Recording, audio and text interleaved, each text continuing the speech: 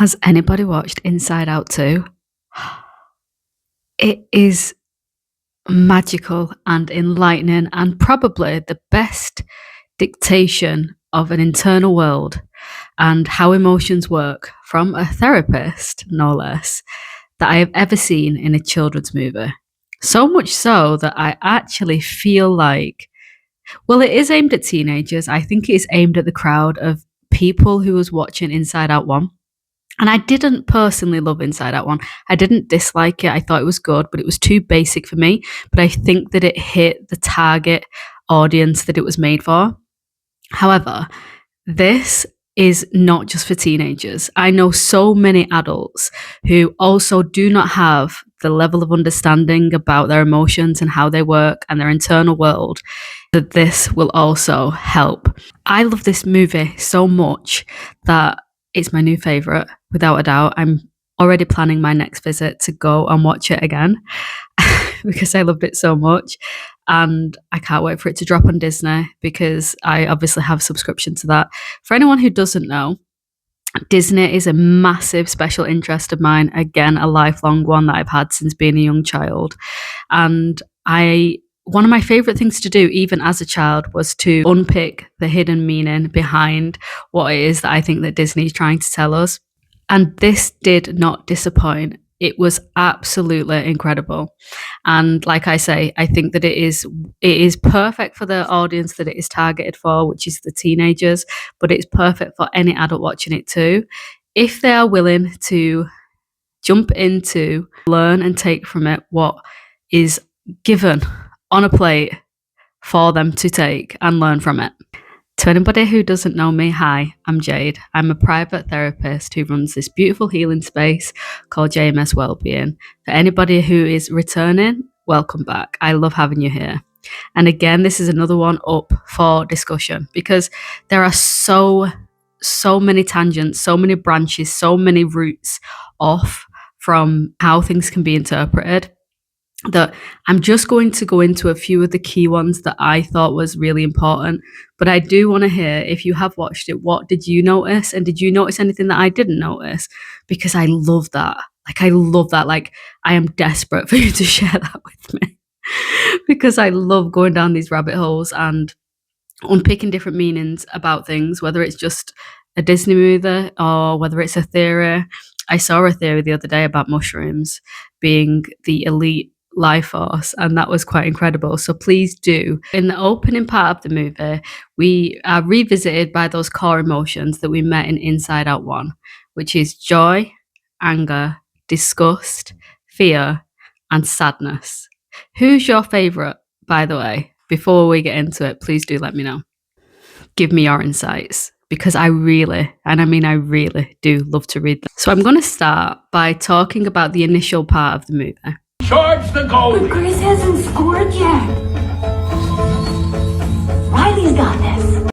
And what we notice is that initially they think that they are just kind of coaching Riley through her whole life, which they are and which they have been doing, and they are doing it the best way that they can. We learned from Inside Out 1 that Joy needed to accept the other emotions. We see that again in Inside Out 2, which is the controlling element of Joy. And again, I will go into that and I'll begin to unpick that a little bit later on. But initially what we see is that Riley naturally is having many, many experiences through life, and Joy begins to realize that some of these memories and experiences she's having are not super enjoyable, whether it's that she does something that's embarrassing, or she does something where she's told off, or she has an experience that just doesn't feel very nice. And we notice that Joy begins to take these emotions and throw them to the back of the mind. One. It's weighing on her, so let's lighten the load. A one-way expressway to... We're not gonna think about that right now. Woo!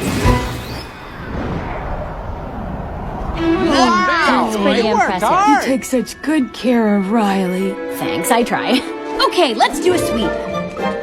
Oh, here's one where she waved at a guy who was actually waving at a girl behind her. Oh, that was so bad. Good choice. Oh, here's when she forgot that girl's name. Oh, yeah, that was super awkward. What was her name? I don't know, Janet or something. Whatever, let's just get rid of it. Oh. We keep the best and toss the rest.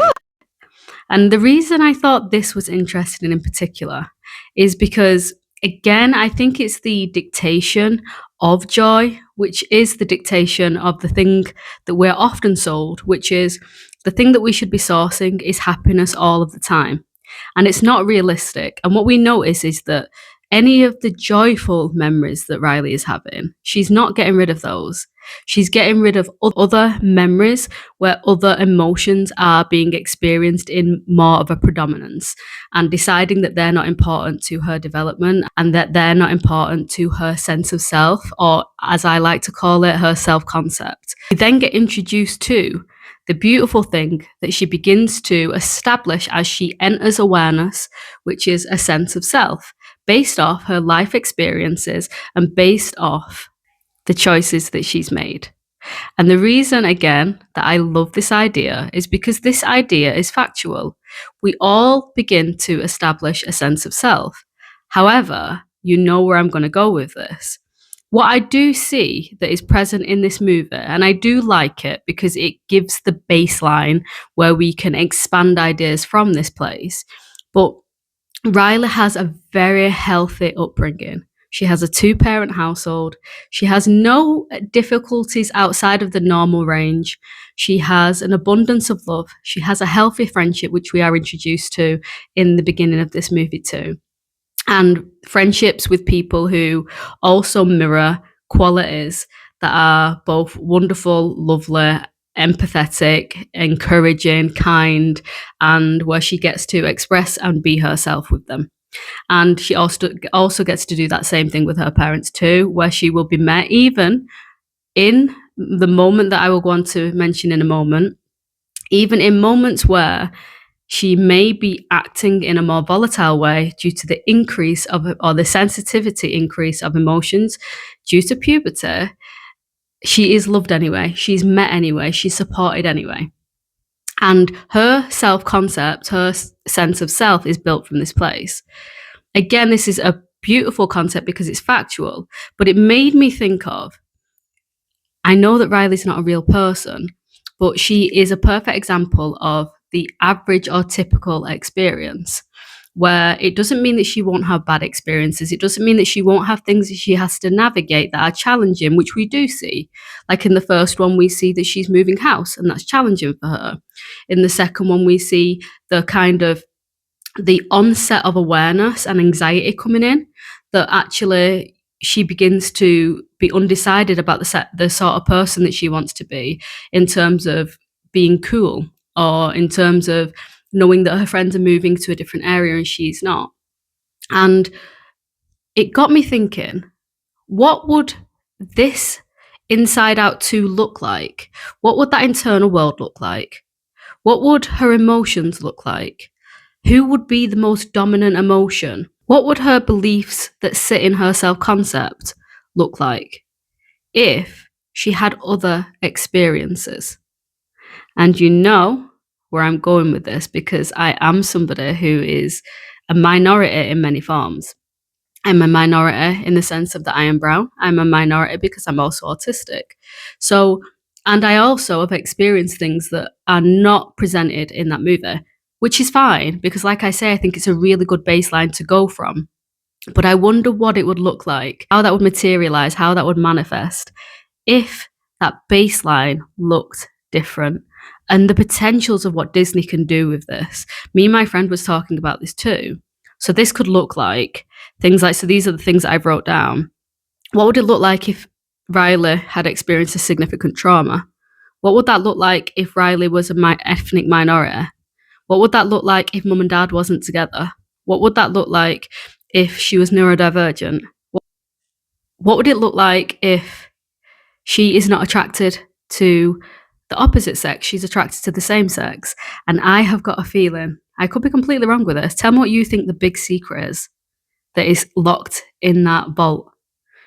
I think it could be something to do with that personally. I don't know, but I've got a feeling. I can feel my spider senses tingling, but I have a feeling it could be something to do with that. What would it look like if she'd experienced different abusive experiences throughout her life? What would it look like if she had any unstable elements of her life where she didn't have the same level of security? So she didn't have a strong friendship group. She didn't have friends who was like her. She didn't have a successful experience of school because she wasn't academically gifted. What would it look like? And you know, again, that opens up a huge gaping rabbit hole that I delved into, but I'm not going to go into in this video but let me know if you think it's worth going into, or let me know what your thoughts are about that. But going back to the original point of that joy is getting rid of painful memories or memories that she just doesn't think are relevant to her sense of self. And initially, the reason, again, I think that this is multi-layered in its messaging is that it shows, again, the controlling element of joy. Because we are sold this message, like I said before, of that we should always be aiming for this idea that we can always be happy when we cannot. And I think that's a subtle message in that. I also think that we see sometimes that parents do this, especially in this later generation parents, because they experienced more things like neglect. They thought, I'm not going to do that to my kids, so I'm going to be almost super intervening. I'm going to almost keep them wrapped up in bubble wrap from any experience that is going to be hard for them to navigate. And although I do believe that we should be protecting our children, we should also be giving them the skills and the capabilities to be able to buffer and work through things with the safety of that parent being there, because that's ultimately what they need. They don't need lessons taken away from them. They don't need, unless it's obviously absolutely fundamentally not necessary, but navigating a difference, for example, navigating a difference of opinion is an essential experience. Navigating getting embarrassed is a universal and, again, an essential experience just because we can't avoid it. However, I also understand that when I talk about how a parent might intervene or how in the movie Joy intervenes, it is coming from a place of care and it's coming from a place of love. And it's not seen as harmful until it becomes harmful, until they don't have that skill set. Because like I said, I can understand why she wouldn't want her to be embarrassed about waving at somebody who was waving to somebody behind her. But there is something that she learns about herself in that, and we don't get to learn those things or navigate those things or get better at dealing with those things unless we are allowed to fully process them and comprehend them. And the outcome, what is possible from that, is two things. Either it consumes us or we begin to learn to buffer it. And I guess the fear of a parent, or I guess the fear of Joy, is that they don't want it to consume her sense of self. And I understand it, but we later obviously come to learn that it's actually essential for us to have whole self-acceptance, which is something that I do a lot of therapy work on, which is this idea that we can't truly like ourselves if we're only accepting the things about ourselves that are validated by others, or the parts of ourselves that we deem as only the credible parts because they're rewarded from other people, or even maybe rewarded from ourselves, or rewarded by parents. We don't get to truly like ourselves if we ignore parts of ourselves and parts of our experience. We have to have a whole self-concept in order to have an accurate sense of self. I know that we'll come on to learn, due to anxiety, which I'll bring in a minute, that new parts of our self-concept or a new sense of self can be established by an all-consuming emotion, which again is a beautiful message, whether that is anxiety, whether that is depression, whether that is whatever that might be. A new sense of self can establish from that place, especially if that thing becomes very domineering, like anxiety does and like joy does. However, I think the beauty in the end is learning that as people, we are a multitude of different experiences, and that will be an accumulation of making mistakes, doing things that actually we need to learn from and take accountability for, doing things that we find maybe shameful, and choosing then to take one step in front of another in a better direction based off what we've experienced. And then the dreaded puberty hits in the movie, where I think all parents do begin to expect that actually there will be some changes in their children. Aren't packed yet? I'm the worst! Well, That's a preview of the next 10 years. And I bet we can all remember those changes well too. And I love how this was depicted, where it shows how each of the emotions are experienced, but they're experienced to a higher degree of sensitivity, regardless of how much they touch on the lever. And I think it's a really, really clever way of doing it, because we know that with the hormone release of puberty and the changes that are going on inside our body, that absolutely does happen. But again, I think that those things happen also in the autistic community, for example, or the ADHD community, where their sensitivities are also there due to their sensory profile and due to the latest research that has been done, which we all knew. I'm sure we all knew this anyway, or at least I feel like I did, which is an autistic person is a lot more likely to experience PTSD. And even with, yes, they're more inclined to have traumatic experiences, but also things that other people may not find traumatic. It has now been found that an autistic person increased likelihood of feeling like they are traumatic. And that is so validating, because I know so many people who experience this, but they've never really had any research to back that up, or any sort of validation confirming that actually that is the case. That experience might seem like nothing to you, but to me, actually, that has completely shaped who I've become. That has completely shaped the way that I interact or avoid interacting, or whatever it might be. And imagine how that, again, internal world would look along with the button of puberty if Riley was neurodivergent. Very interesting thought and a very interesting rabbit hole. But along with puberty comes new emotions. So we will have anxiety, we have envy, we have embarrassment, and we also have ennui.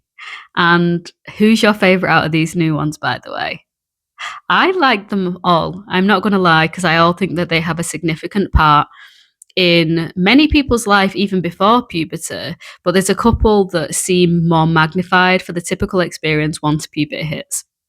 And we get introduced to how anxiety, just like joy, takes a driver's seat role in almost bossing the other emotions about, making them feel less significant in taking care of Riley, and how Riley needs to just be able to predict the future so that she can keep herself safe and have the best possible outcomes, which is very similar to joy. And although I know they linked anxiety with fear, which it absolutely is, anxiety is very much linked to fear, because he said something along the lines of, I think we're going to get along, because she is anxious. But anxiety is also highly linked to joy. And that is why their presentation is also very similar, in the sense of they are both very domineering, they're both very controlling, and they both like to call the shots over the other emotions. The thing that I take away from that is that no one emotion should be getting center stage of anybody's life. Maybe I could. Thank you, not now. Because once they do, that is when things start to become unhappy. That is when things start to become all-consuming, and your sense of self begins to start to be confused, because you are not just one emotion. You are many emotions. And the suppression, which we again get an indicator of that when anxiety sends them off on their way. Just bottle us up?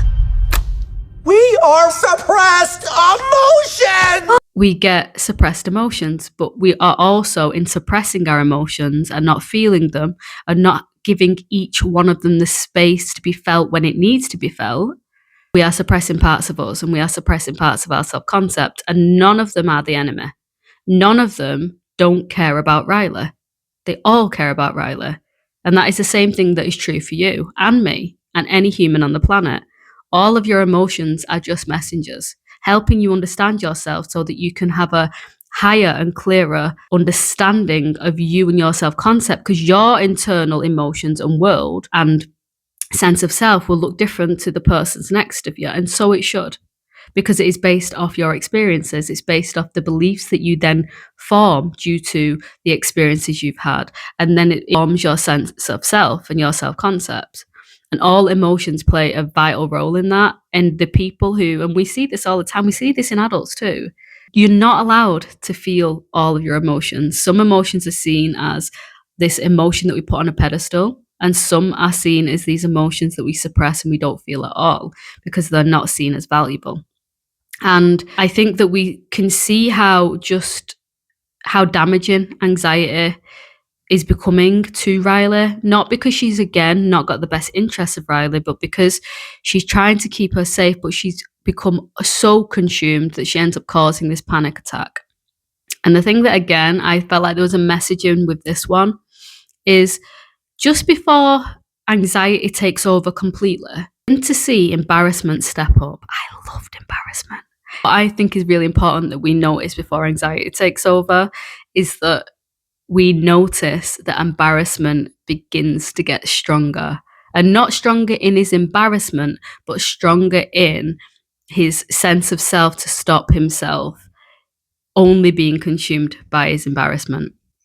And again, I think this is beautiful because this interlinks embarrassment with anxiety.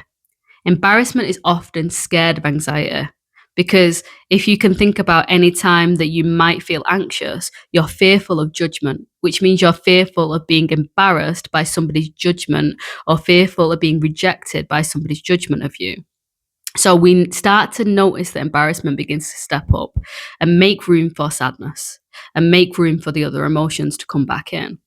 But also, when anxiety is creating the panic attack and Riley's in that space and they know that they have to do something, the first person to break down her new sense of self that has been built solely off anxiety is embarrassment.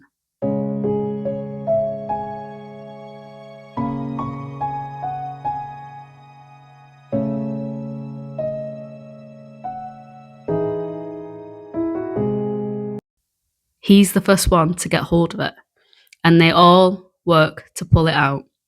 And that is the moment where we learn that Joy should have never done what she did, which is reduce Riley's ability to be able to navigate uncomfortable experiences that didn't just have joy. And she needed to have a whole sense of self. And then we notice a similar pattern to the first one, which is the understanding amongst all emotions that all of them are essential and that all of them hold a really significant place in Riley and Riley understanding who she is. And this video is long enough. So even though I do have other things that I definitely would probably have gone into analysing, please do let me know what you take from Inside Out 2. Have you watched it? Do you love it as much as me? Are you a Disney fan? Again, what other theories do you have about it? I'd love to know. Speak soon.